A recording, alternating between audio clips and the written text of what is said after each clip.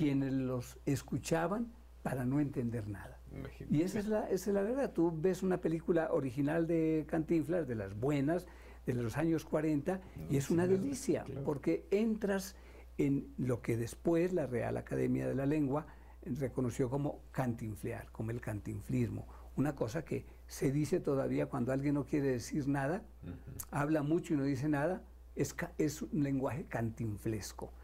Hasta ese nivel llegó la influencia tan importante que tuvo en el lenguaje cinematográfico y en el lenguaje popular Mario Moreno. Como actor, digamos, como actor político también, hay otra faceta que tú la mencionaste al principio, él fue el líder sindical, ¿no? Se metió Claro, a eso. Mario junto con Jorge Negrete, llevaron adelante la creación de la Asociación Nacional de Actores, en una época en que la Asociación Nacional de Actores tenía un poder impresionante. Se había escindido ya, antes en México, de los años 30, 40, el sindicato que predominaba era el de la industria cinematográfica, y ahí estaban productores, ahí estaban directores, y ahí estaban también actores. Hacen Mario y Jorge la división y crean la Asociación Nacional de Actores, que era tan poderosa que tenía hasta su diputado.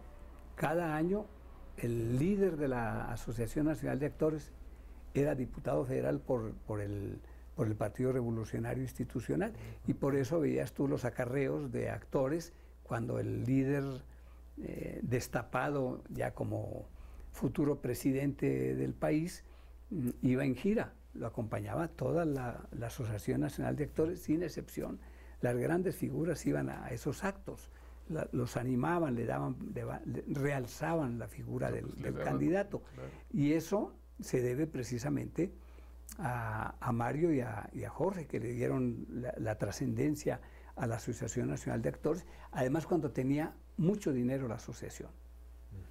Ya no es la asociación que conocimos en los años 40 y 50, ¿ves? Pero aún al final de su tiempo colaboró para la fundación, por ejemplo, la Casa del Actor. ¿Ves? En ese sentido, Mario fue un buen trabajo. Pero también es la figura política más importante que ha tenido la cinematografía nacional, más que el Indio Fernández, que Gabriel Figueroa, que Pedro Armendáriz, que María. Mario Moreno Cantinflas siempre estuvo al lado del poder, no porque él quisiera acercarse, sino porque el poder lo convocaba, el poder lo llamaba, y porque era una figura fundamental. Era muy agradable en corto. Cantinflas en una comida, en una cena, era divertidísimo, era muy divertido, pero además tenía manejo de la situación en que se encontraba, del momento en que se encontraba. Nunca rebasaba los márgenes ni políticos ni sociales.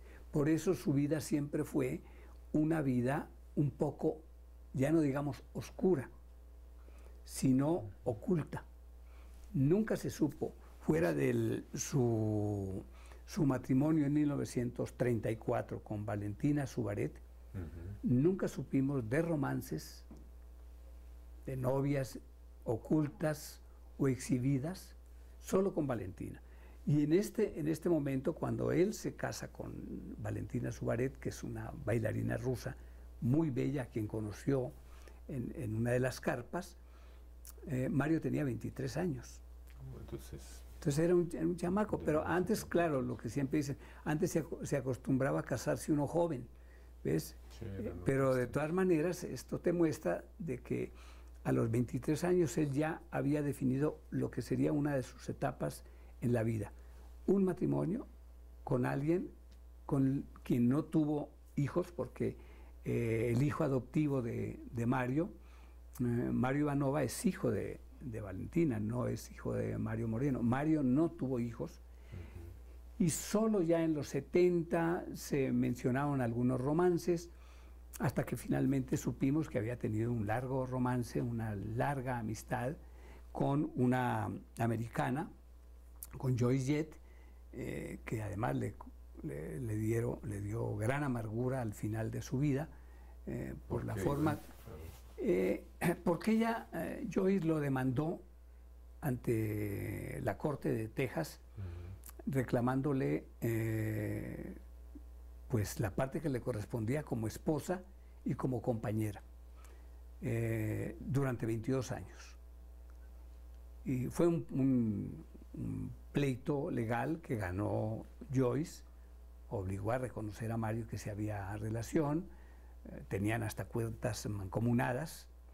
Entonces esto le costó a Mario moralmente mucho, porque siempre había llevado, te digo, su vida de una manera muy tersa, muy discreta, y además también porque le costó dinero. No, pues le costó muchos millones de dólares. Esa es otra cosa que hizo Mario. Mario para mí es el actor mexicano que logró amasar la mayor fortuna de todos los de su generación. ¿Más que María Félix? Mira, yo pienso que sí. Lo que pasa es que Mario no daba pie no se para ponía lujos, collares para Cartier. nada. Mario siempre fue una persona muy sencilla. Aún cuando lo encontrabas tú aquí en la Avenida de los Insurgentes, donde tenía un restaurante, estaba el edificio donde funcionaba una de sus empresas, las empresas Rioma, y había un restaurante que se llamaba Rioma, tú lo encontrabas y era de una enorme sencillez. Y de esta sencillez daban cuenta, por ejemplo, quien fue durante casi 35 o 40 años su chofer y su secretario, porque es muy interesante, estas grandes figuras confían toda su seguridad, sus cuitas con personajes que no crees tú que lleguen a tener tal papel en la vida de ellos. Este señor, que ya murió antes que Mario, se llamó Rafael Ramírez Moreno. ¿Tú lo conociste? Conocí a su familia, conocí a uno de sus sobrinos, a Fernando, gran amigo mío, y a la familia de Fernando. Y ellos cuentan lo generoso que era Mario con la familia de Rafael. No era para menos, porque Rafael le salvó la vida a Mario Moreno. ¿Cuándo fue esto? Un día que le dio un infarto. Y claro, como siempre ocurre con los infartos, la gente no sabe qué hacer. ¿Ves? Entonces estaba Mario solo, estaba Rafael, estaba la muchacha del servicio, y Rafael, en un momento de lucidez, como dicen, lo echó a la camioneta. No pensó 5 minutos en llamar a nadie, y con la camioneta a gran velocidad lo llevó a cardiología.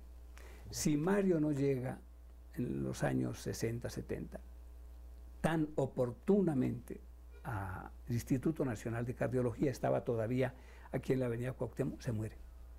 Se muere del infarto. Eso, con razón, le tenía aprecio, porque te digo, le salvó la vida a don Rafael, ¿ves? No pudieron salvarle la vida después los cigarros, porque Mario murió del pulmón, lo fregó el pulmón por fumar, ¿ves? Y eso sí fue ya inevitable, ¿ves? Pero ve qué cantidad de años estuvo en la lucidez, en la cumbre, ¿ves? En el teatro y en los negocios.